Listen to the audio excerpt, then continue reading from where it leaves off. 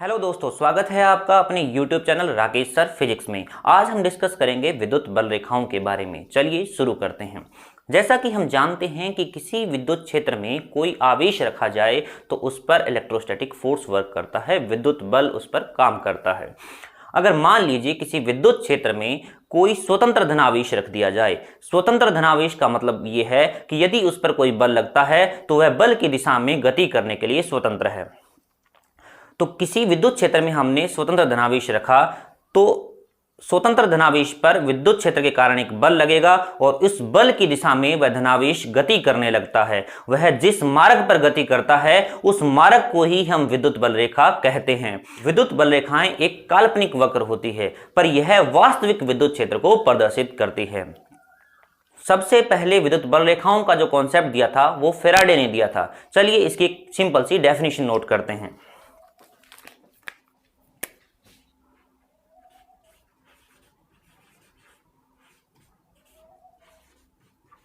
विद्युत बल रेखाएं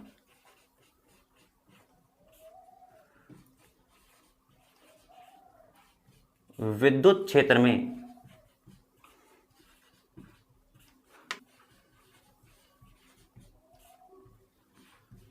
खींचा गया वह काल्पनिक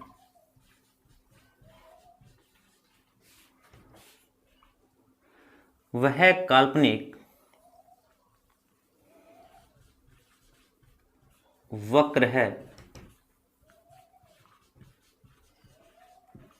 जिसके अनुदिश एक स्वतंत्र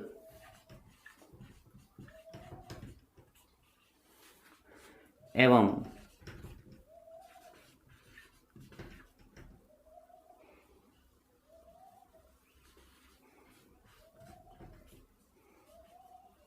पृथक्कृत धनावेश गति करता है।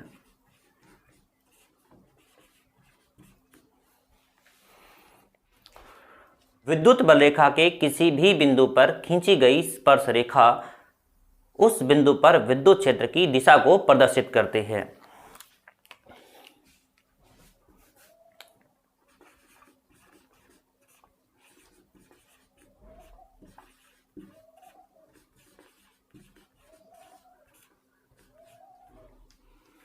इस वक्र के किसी भी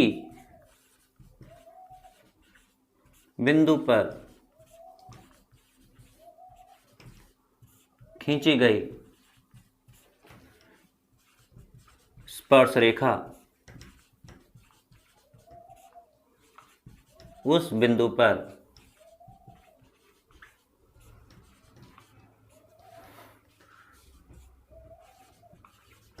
विद्युत क्षेत्र की दिशा को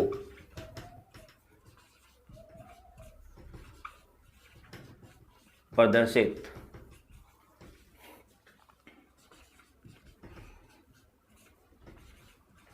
करता है। देखिए, विद्युत क्षेत्र का जो निरूपण होता है वो विद्युत बल रेखाओं की सहायता से किया जाता है।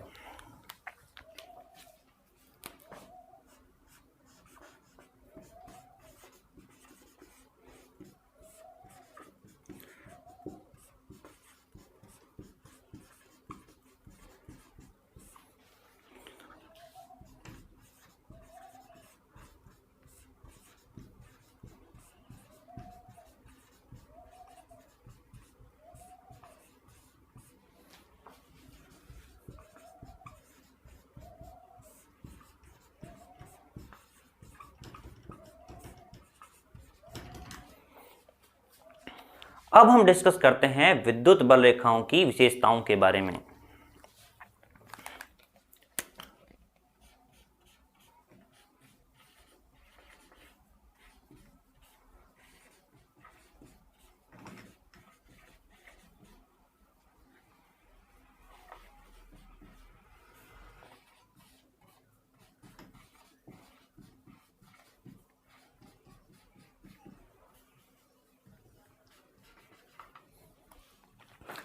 तो देखिए,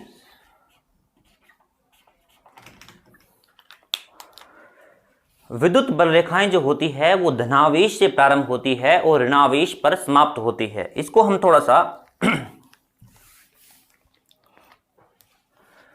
सपोज कीजिए कि अपने पास दो आवेश हैं जिनकी प्रकृति विपरीत है और एक दूसरे के पास पास रखे हुए हैं।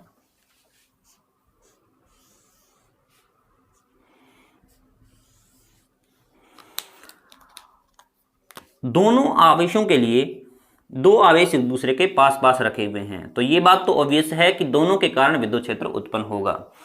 अगर यहां पर हम विद्युत बल रेखाएं खींचने की कोशिश करें तो विद्युत बल रेखाएं जो होगी वो होगी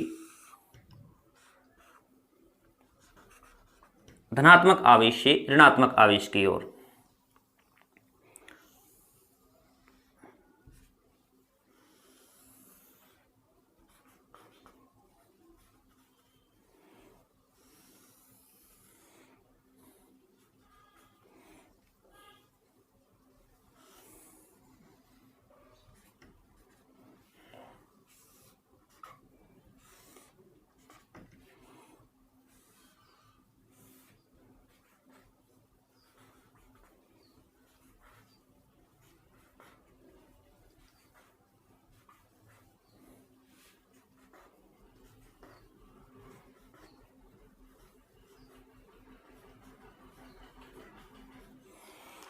देखिए, विद्युत बल रेखाएं जो होती है वो धनावेश से प्रारंभ होती है और ऋणावेश की ओर गति करती है। इस चीज को सिंपल तरीके से समझते हैं कि वास्तव में ये डायग्राम कैसे बना। सपोज करो कि हमने यहां पर धन परीक्षण आवेश रखा, तो बताइए प्लस के कारण प्लस क्यू आवेश के कारण प्लस क्यू नॉट पर कौन सा बल लगेगा? प्रतिकर्षण बल लगेगा। और धनात्मक आवेश पर लगने वाले बल की दिशा में ही विद्युत क्षेत्र की तीव्रता की दिशा होती है और विद्युत क्षेत्र की तीव्रता विद्युत क्षेत्र को ही बताती है। तो इसका मतलब यहां पर विद्युत क्षेत्र की दिशा हो गई आपका प्लस से माइनस की ओर। अगर हम बात करें माइनस क्यू आवेश के कारण, तो माइनस क्यू आवेश प्लस क्यू नॉट को क्या करेगा? अपनी ओर आकर्षित करेगा। तो इस पर लगने वाले बल की दिशा भी कुछ इसी तरीके से होगी। इसका मतलब यह हुआ कि जो विद्युत बल रेखाएं होती है वो धनात्मक आवेश से प्रारंभ होती है और ऋणात्मक आवेश पे खत्म होती है। तो नोट कर लेते हैं फर्स्ट पॉइंट, विद्युत बल रेखाएं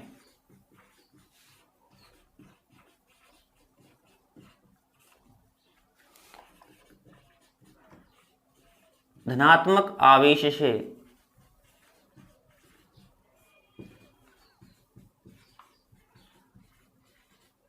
प्रारंभ होकर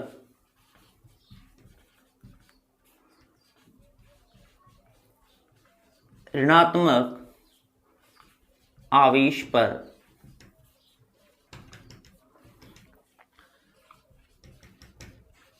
समाप्त होती है।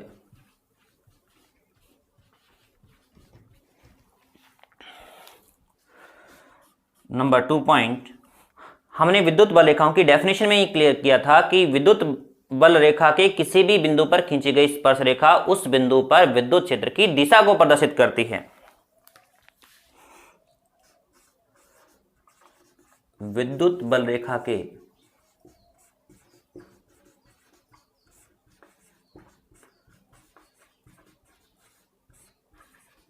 किसी भी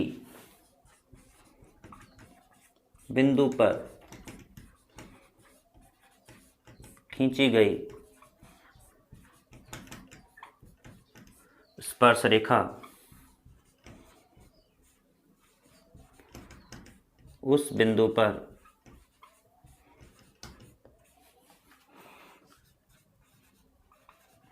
विद्युत क्षेत्र की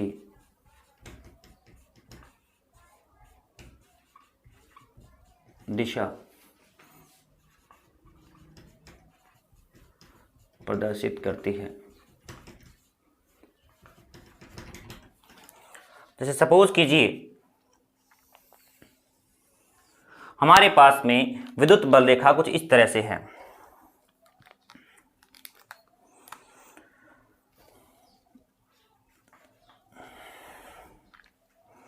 और हमने कुछ पॉइंट्स मार्क किए,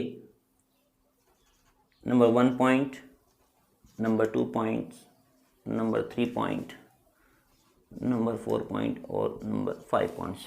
हम इन पॉइंट्स पर विद्युत क्षेत्र की दिशा को देखना चाहते हैं, तो हमें इन पॉइंट्स पर क्या करना पड़ेगा, टेंजेंट ड्रॉ करनी पड़ेगी। और टेंजेंट हमने ड्रॉ की फर्स्ट पॉइंट पर, तो ये हो गया हमारा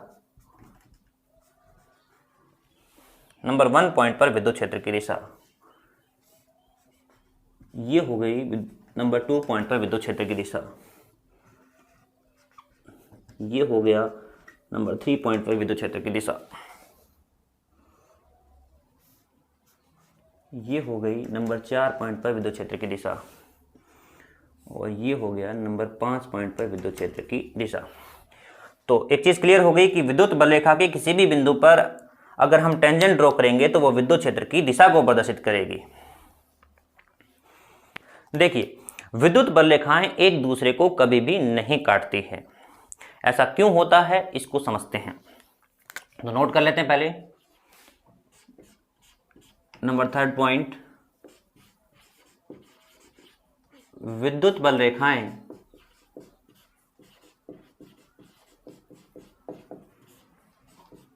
एक दूसरे को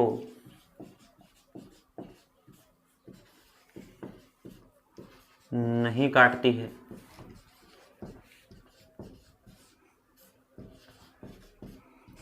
ऐसा क्यों होता है उसको समझते हैं।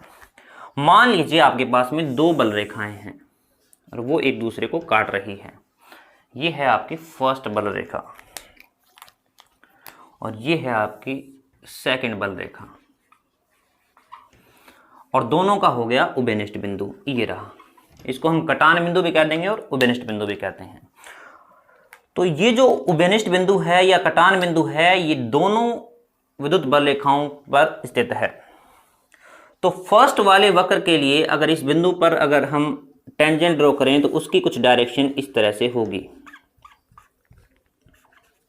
इस पॉइंट पर नंबर 2 बल रेखा के लिए अगर टेंजेंट ड्रॉ करें तो वो टेंजेंट की कुछ डायरेक्शन होगी इस तरह से। अब देखिए, एक ही पॉइंट पर 2 दिशाएं हैं विद्युत क्षेत्र की, जो कि संभव नहीं है। किसी भी पॉइंट पर विद्युत क्षेत्र की दिशा केवल एक हो सकती है।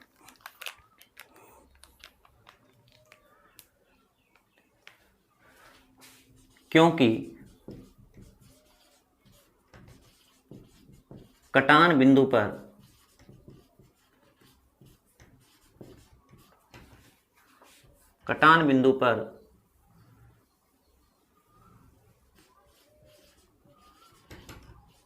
विद्युत क्षेत्र की 2 दिशाएं प्राप्त होगी, जो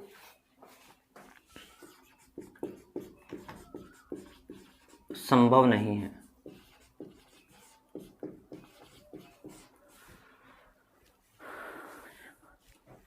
अब हम डिस्कस करते हैं नेक्स्ट पॉइंट। अगर हम समरूप विद्युत क्षेत्र के लिए विद्युत बल रेखाएं खींचें तो विद्युत बल रेखाएं कुछ इस तरह से प्राप्त होगी।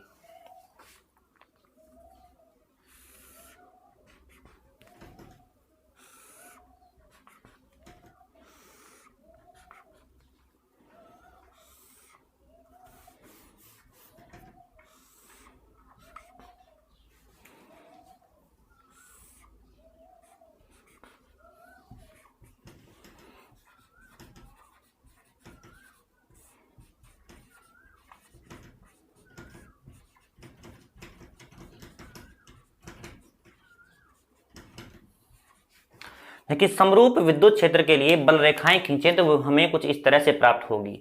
इनको देखने पर हमें पता चल रहा है कि समरूप विद्युत क्षेत्र के लिए अगर बल रेखाएं खींचें तो वो परस्पर समांतर होगी और समान दूरी पर स्थित होगी। इस पॉइंट को नोट कर लेते हैं।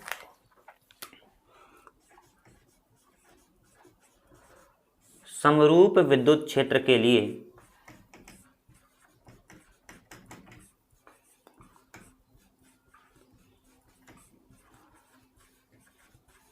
खींची गई विद्युत बल रेखाएं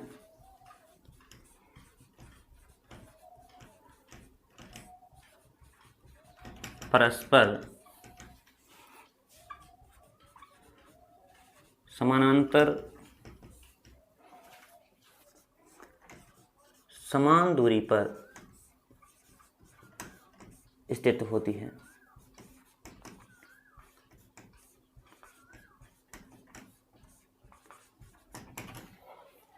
मान लीजिए आपके पास में विद्युत बल रेखाएं कुछ इस तरह से दी हुई है।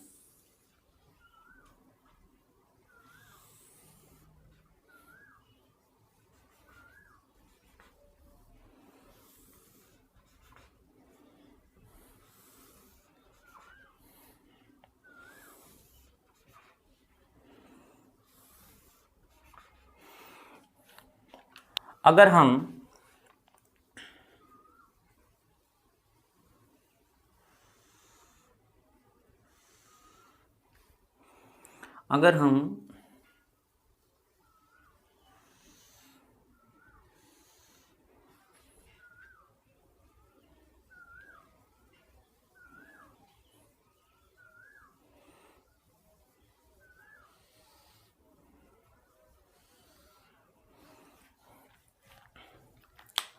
अगर मान लीजिए आपके पास विद्युत बल रेखाएं इस तरह से दी हुई है और हमने इसमें समान क्षेत्रफल के 3 अल्पांश लिए हैं। समान क्षेत्रफल के 3 अल्पांश है, इसको हमने अल्पांश नंबर 1 बोला, अल्पांश नंबर 2 बोला, अल्पांश नंबर 3 बोला।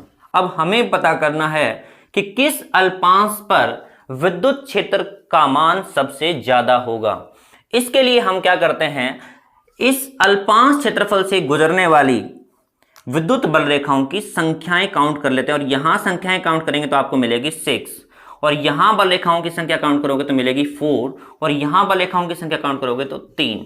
जिस अल्पांश से विद्युत बल रेखाएं ज्यादा गुजरेगी वहां विद्युत क्षेत्र प्रबल होगा। इसका मतलब हुआ आपका E1 जो होगा वो सबसे ज्यादा प्रबल होगा। उसके बाद में नंबर 2 अल्पांश पर आपकी बल रेखाएं गुजर रही है 4, नंबर 2 अल्पांश पर बल रेखाओं की संख्या 4 है, तो जो कि नंबर 1 अल्पांश से गुजरने वाली विद्युत बल रेखाओं की संख्या से कम है।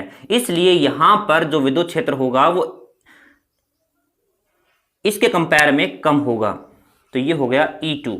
और यहां पर बल रेखाओं की संख्या 3 है, इसलिए इसका मान सबसे कम हो गया। तो आप कह सकते हैं कि विद्युत बल रेखाएं जहां सबसे ज्यादा समीप होती है वहां प्रबल विद्युत क्षेत्र होता है, और जहां पर विद्युत बल रेखाएं में विरलता होती है वहां पर दुर्बल विद्युत क्षेत्र होता है।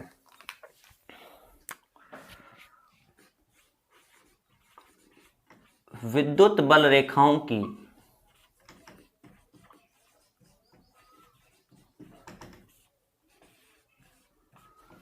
सघनता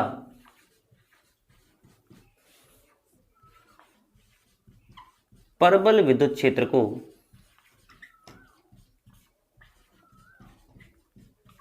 एवं बल रेखाओं की विरलता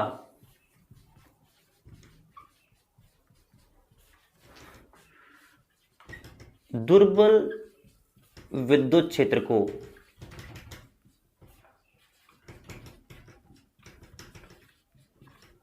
प्रदर्शित करती है।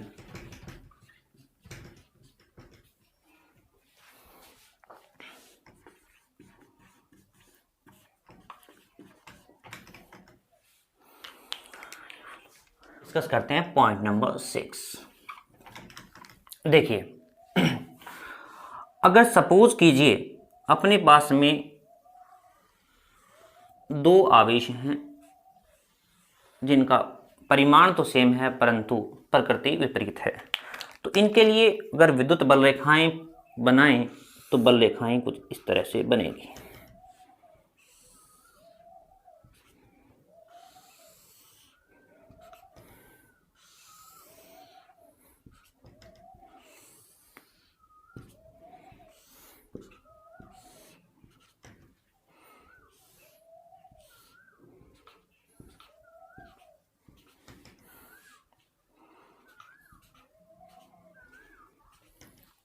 अगर इन विद्युत बल रेखाओं को देखें तो ये विद्युत बल रेखा जो है वो आपको एक लचीली डोरी की तरह नजर आ रही है, और ये जो लचीली डोरी है ये लंबाई में सिकुड़ने का प्रयास कर रही है। देखिए यहां पर जाकर ये बैंड होने की कोशिश कर रही है, तो ये सिकुड़ने का प्रयास कर रही है। तो आप कह सकते हैं यहां पर कि विद्युत बल रेखाएं लचीली डोरी की भांति लंबाई में सिकुड़ने का प्रयास करती है।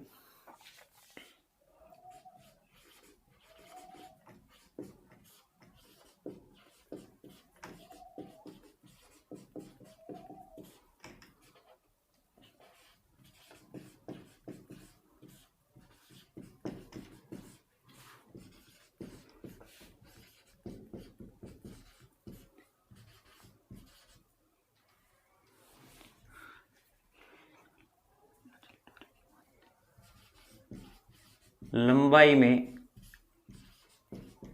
सिकुड़ने का प्रयास करती है।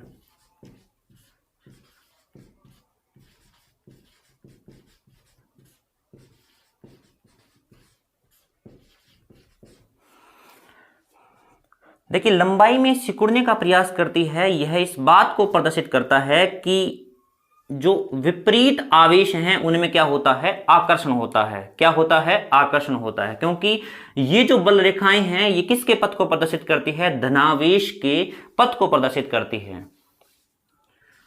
जो यह प्रदर्शित करती है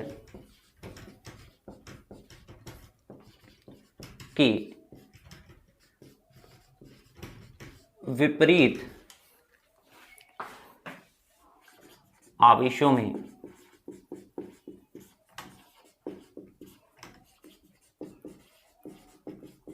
आकर्षण होता है। अब हम डिस्कस करेंगे पॉइंट नंबर 7। देखिए अब हम पॉइंट नंबर 7 डिस्कस करेंगे।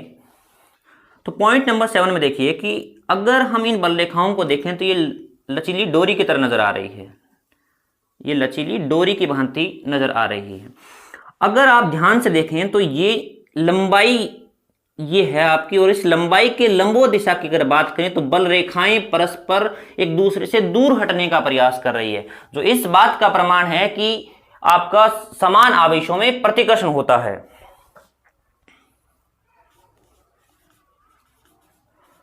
विद्युत बल रेखाएं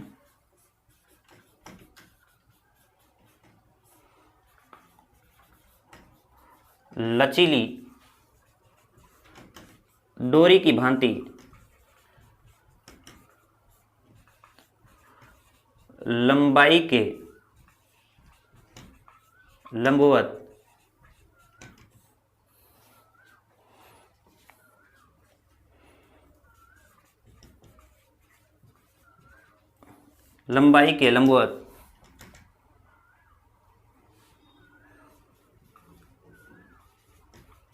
एक दूसरे से दूर हटने का प्रयत्न करती है।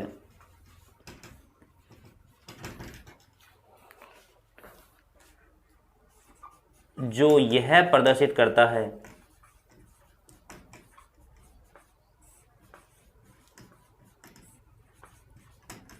कि समान आवेशों में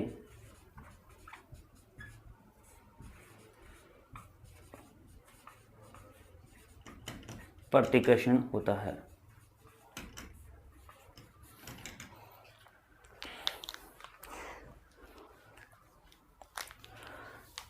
देखिए अब तक हमने डिस्कस किया था विद्युत बल रेखाओं के कुछ गुणधर्मों के बारे में। अब हम समझते हैं कि अगर हमारे पास अलग अलग कंडीशंस है और उन अलग अलग कंडीशंस में विद्युत बल रेखाएं कैसे ड्रॉ होती है। अगर सपोज कीजिए आपके पास में धनात्मक आवेश है, एकल धनात्मक आवेश है, तो एकल धनात्मक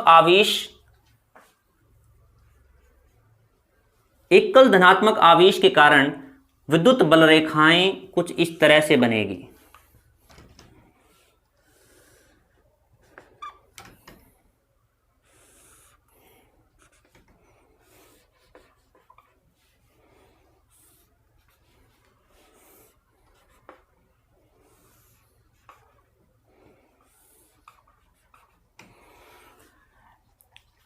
ऐसा इसलिए होता है कि हमने विद्युत क्षेत्र की तीव्रता की डेफिनेशन पढ़ी थी, तब हमने ये कहा था कि धन परीक्षण आवेश पर लगने वाले बल की दिशा में विद्युत क्षेत्र की तीव्रता की दिशा होती है।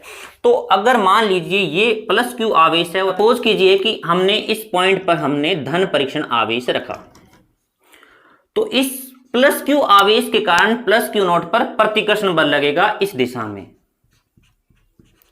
और लगने वाले बल की दिशा ही विद्युत क्षेत्र की तीव्रता की दिशा होती है। ये बात अपने को पता है। अब ये बताइए कि अगर मान लीजिए कि यह धनात्मक आवेश स्वतंत्र है, तो यह लगने वाले बल की दिशा में गति करेगा, और अपने को पता है कि जिस मार्ग पर वो गति करता है वही मार्ग हमारा विद्युत बल रेखा कहलाती है। तो अलग अलग कंडीशंस में सभी लाइंस पर हम अगर धनात्मक परीक्षण आवेश रखें तो हमें कुछ इस तरह का विद्युत बल रेखाएं प्राप्त होगी।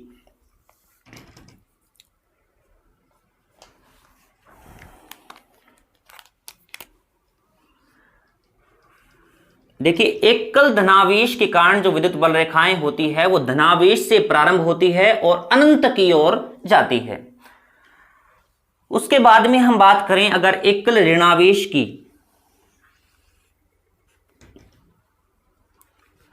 तो एकल ऋणावेश के कारण विद्युत बल रेखाएं कैसी होगी इस चीज को समझते हैं।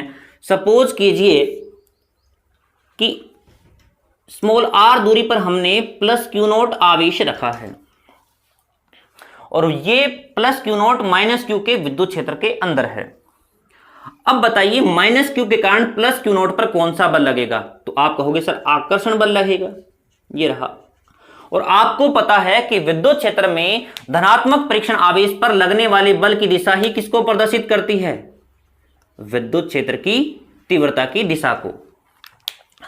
अब अगर ये धनात्मक परीक्षण आवेश स्वतंत्र हो गति करने के लिए, तो वह किस मार्ग पर गति करेगा? तो लगने वाले बल की दिशा में गति करेगा, तो वो इस पथ पर गति करेगा।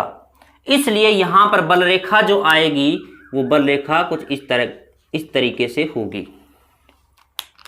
अब हम सभी डायरेक्शंस में हम विद्युत बल रेखाएं अगर ड्रॉ करें तो विद्युत बल रेखाएं कुछ इस तरह से प्राप्त होती है।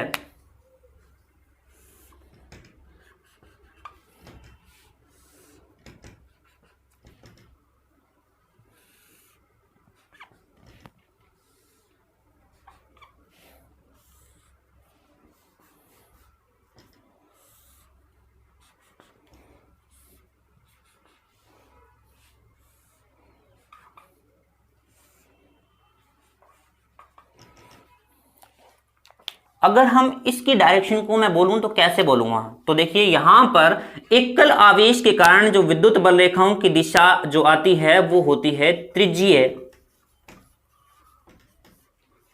बाहर की ओर, रेडियली आउटवर्ड।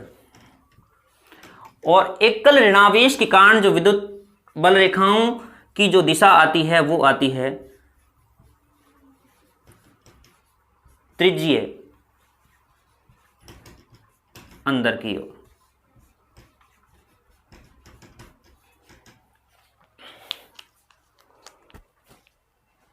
और अब हमारे पास में अगर दो आवेश हैं और दोनों का परिमाण समान है और उनके बीच की दूरी अल्प है, तो इस कंडीशन में विद्युत बल रेखाएं कुछ इस तरह से होती है। धनात्मक आवेश से प्रारंभ होती है, ऋणात्मक आवेश पर खत्म होती है, इस तरह से होती है।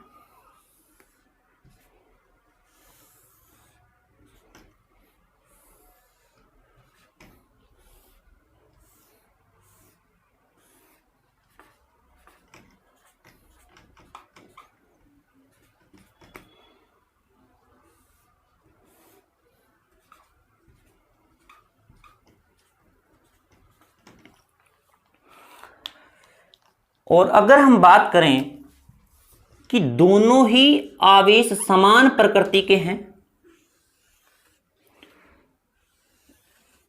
तो बल रेखाएं कैसी होगी? तो बल रेखाएं जो यहां प्लॉट करने, तो बल रेखाएं इस तरह से प्राप्त होगी।